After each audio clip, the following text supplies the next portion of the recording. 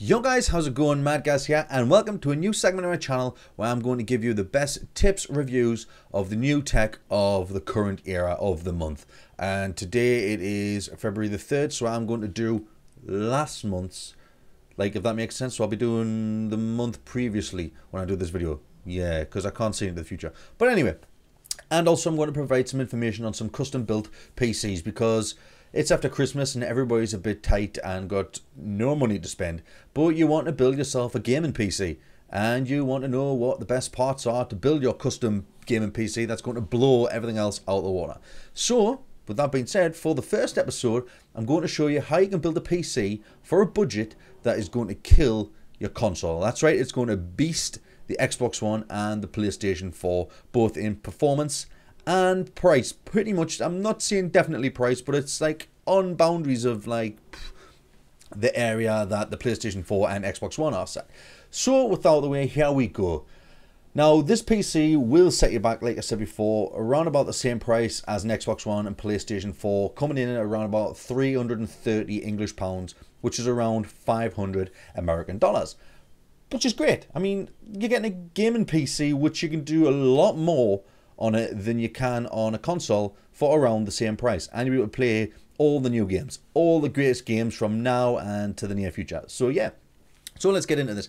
So first things first, with a motherboard we have got an Asus A74M MicroATX FM2 Plus motherboard, and I've been told, and I think this myself as well because I use one, it is one of the most reliable boards for gaming PC, as it's known to support pretty much everything that you throw at it. It really does it. Like, you can stick in some RAM with some massive buffer memory and speed on it, and it will just support that because it's just amazing. And the top notch, the seller of this one, is it's easy to overclock the CPU on this board with great results. It really is. That's absolutely astounding motherboard to start off with. So, but maybe small, but like I say, it packs a punch and it's a necessary. Got everything on there for all your connections, your discs, and your optical drives and stuff like that. So yeah, there's one motherboard. We have got a motherboard out of the way. Boom. First part done. Wasn't too hard, was it? So for the CPU, I was going to suggest AMD APU like what I have, but I decided, no, screw this. We're going to go a different direction. We're going to go main CPU is not going to be mixed with graphics or GPU or anything like that. It's going to be the CPU, a dedicated CPU. So we have here an AMD X4 860K Athlon quad-core CPU.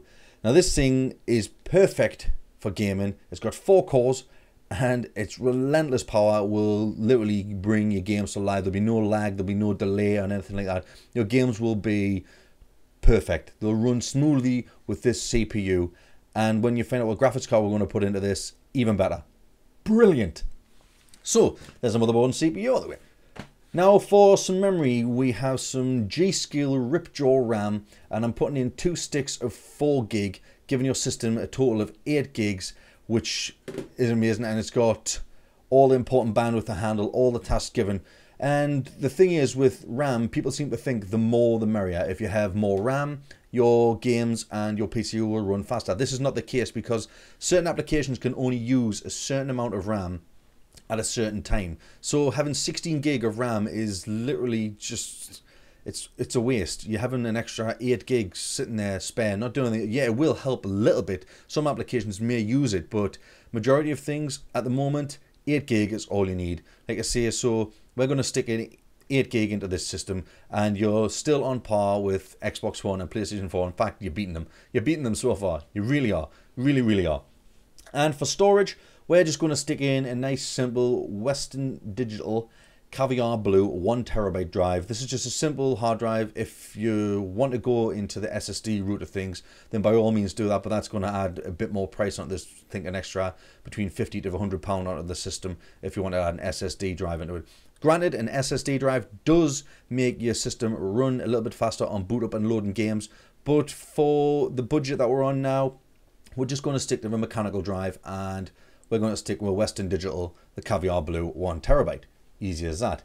So next bit, the bit that I always like, the graphics card. So for the graphics card, we are going to be using a Radeon R7 260X 2GB card, and it's GDDR5, I think that is. Yes, So it's faster. It's not DDR3, it's DDR5 RAM on the graphics card, which makes it just phenomenal. So that is going to be our main powerhouse for our game. So we have the APU, sorry, not the APU, we have the CPU, which is the AMD Athlon A60K, and now we have our graphics card, which is the Radeon R7 260X 2 gig. Now imagine this, with this system so far, you can play Battlefield 4 on average around high to ultra settings. Imagine blowing up some buildings and destroying scenery in ultra high settings on 1080p HD on this system that's cost around about the same price as an Xbox One and PlayStation 4, and it is outperforming it really, because if you compare the both ultra settings on a PC, 2 settings on a PlayStation 4 and Xbox One, PC, much better. Much better. Really better. So yeah, we've got all them components. Now you want to stick them in a box. So the box that we're going to use, the tower, is a simple Cougar Spike MicroATX tower. Now this thing doesn't look too flash.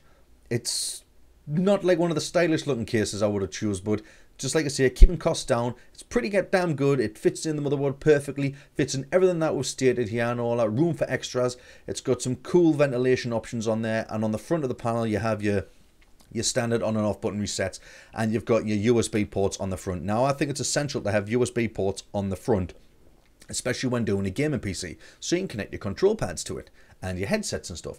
Like, it's got the speaker out on the front and a microphone in, so it's even better. No more fumbling with wires behind the machine when they're on the front of the machine.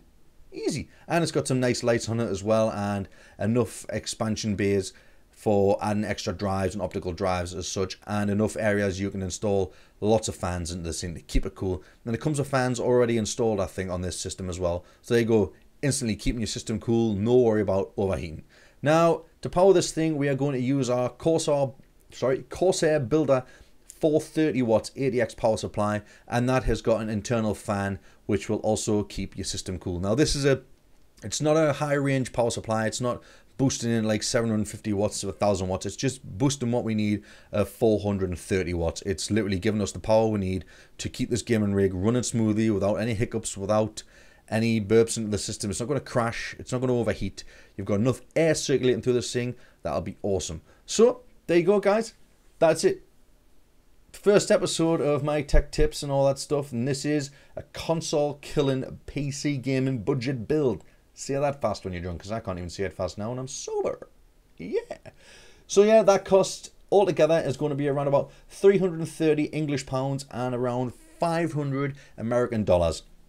Easy as that, guys. So like I said before earlier in the video, tune into the middle of the month and I will possibly do a beast of a gaming build, like something around the £2,000 mark if you want to spend that kind of money on your gaming consoles. Sorry, gaming PCs, not consoles, gaming PCs, like £2 grand. If you've got £2 to spare, come back here the middle of the month and we'll do that. And next month we will do another budget build for February. Yeah, just like that. So guys, if you like this video, don't be afraid to stick a like in it. Comment down below what you think of this build, if you're going to go ahead and go with this build, because it is pretty decent.